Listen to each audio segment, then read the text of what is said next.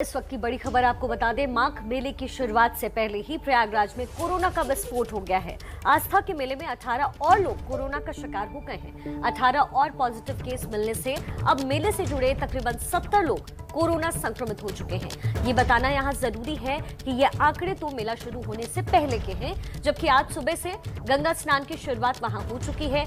यानी जब भीड़ और जुटेगी तो आप अंदाजा लगाइए कि कोरोना का ग्राफ कहां पहुंच जाएगा।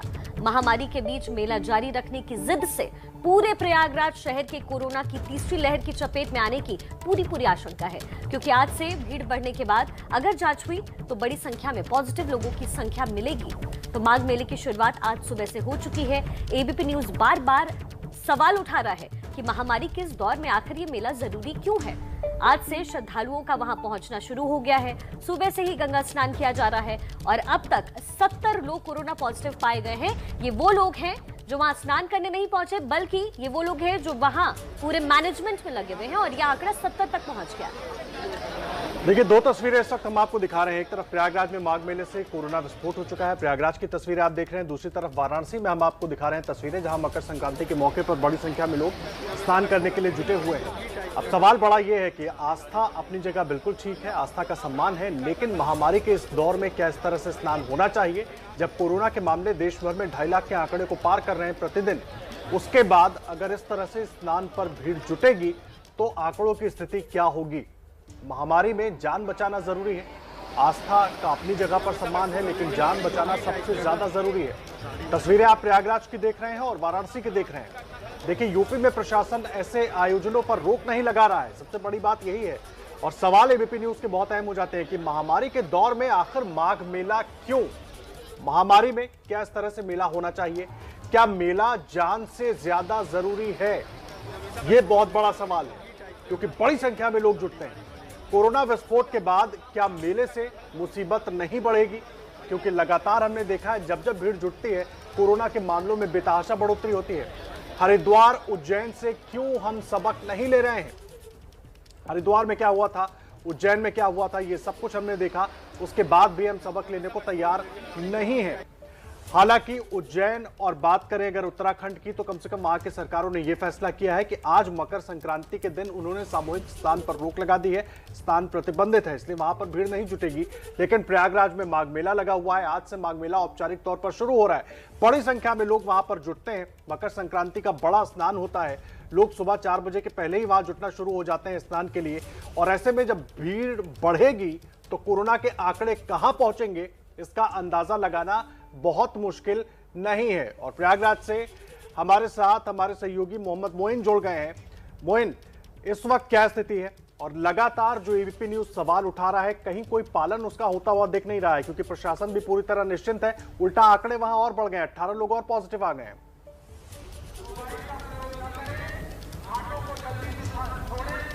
जी बिल्कुल आदर्श, आपको बता दें कि मकर संक्रांति का पर्व आज संगम नगरी प्रयागराज में भी पूरी आस्था और श्रद्धा के साथ मनाया जा रहा है। इस मौके पर प्रयागराज में गंगा, यमुना और अदृश्य सरस्वती के त्रिवेणी संगम पर हजारों की संख्या में लोग स्नान करने के लिए, आस्था की डुबकी लगाने के लिए आए हुए हैं। जो स्नान का सिलसिला है वो ब्रह्म मुहूर्त यानी रात को 3 बजे से ही शुरू हो गया था। प्रयागराज में आज से ही माघ मेले की शुरुआत हो गई है। 47 दिनों के तक चलने वाले आस्था के इस मेले में कई करोड़ श्रद्धालुओं के आने की उम्मीद जताई जा रही है। हालांकि इस बार का जो मेला है या जो मकर संक्रांति का स्नान पर्व है, उस पर कोरोना की महामारी का साया साफ तौर पर देखने को मिल रहा है। श्रद्धालुओं की संख्या में काफी कमी आई हुई है, लेकिन जो सरकारी अमला लगातार दावे कर रहा था कि हम सिर्फ वैक्सीनेटेड लोगों को ही एंट्री देंगे, इसके साथ साथ 48 घंटे के अंदर की RT-PCR नेगेटिव रिपोर्ट जरूरी होगी, वो सारे दावे जो है वो हवाई साबित हो रहे हैं, सरकारी फाइलों तक कैद होकर सीमित रह गए हैं।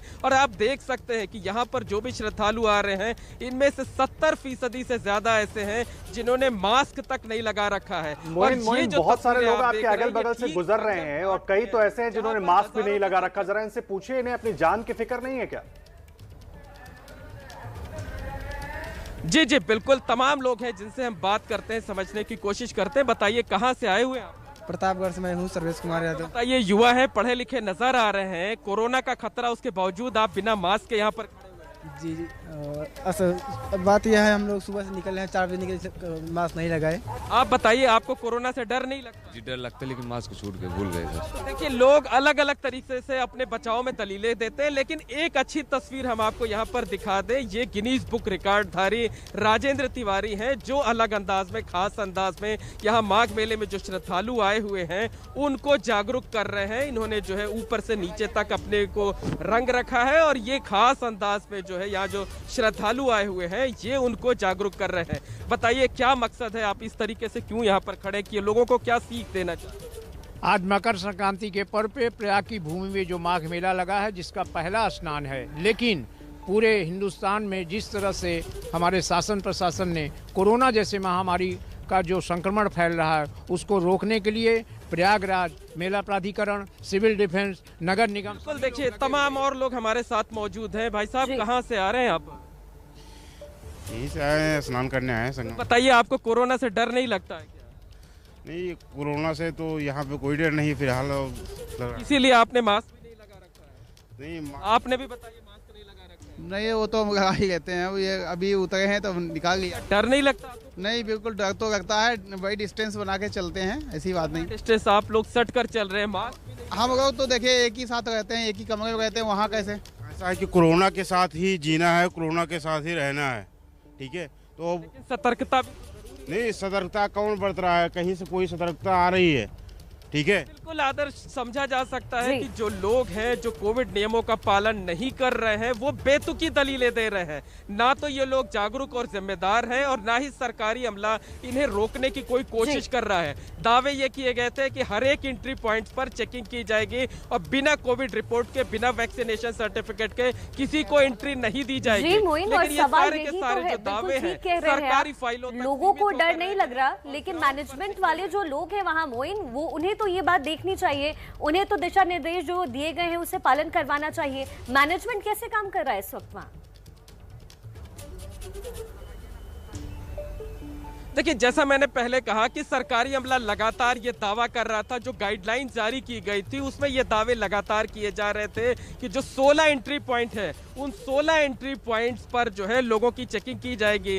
सिर्फ उन्हीं लोगों को एंट्री दी जाएगी जो कि पूरी तरह से वैक्सीनेटेड हैं, यानी उन्होंने वैक्सीन की दोनों डोज ले चुकी है। इसके साथ साथ यहाँ एंट्री से पहले 48 घंटे अंदर की कोविड नेगेटिव रिपोर्ट जरूरी होगी, RT-PCR रिपोर्ट होनी चाहिए। बिना मास्क के किसी को एंट्री नहीं दी जाएगी और ये सबसे प्रमुख रास्ता है घाट तक जाने के लिए। यहाँ आप देख सकते हैं कि तमाम बड़ी संख्या में सुरक्षाकर्मी मौजूद हैं, लेकिन वो खुद बेपरवाह नजर आ रहे हैं। किसी के साथ कोई रोक टोक नहीं है, कोई चेकिंग नहीं है, यानी भगवान भरोसे लोग यहाँ पर आ रहे हैं। ना तो लोग जागरूक व जिम्मेदार नजर आ रहे हैं क्योंकि 70% से ज्यादा लोगों ने मास्क तक नहीं लगा रखा है और ना सरकारी अमला चुस्त। बिल्कुल, तो मॉनिटरिंग की बात की गई थी मोइन, आपकी इस रिपोर्ट के जरिए हम दिखा रहे हैं कि सच क्या है, क्योंकि दावे तो बहुत बड़े बड़े किए गए थे, लेकिन सच आपको देख रहे हैं कि लोग भी किस तरीके से बेपरवाह दिखा रहे हैं और जो मॉनिटरिंग के दावे किए गए थे वो कितने हकीकत में तब्दील हो रहे हैं नहीं, वो हमने आपको दिखाया। मोइन बाबा, शुक्रिया आपका इस पूरी जानकारी के लिए।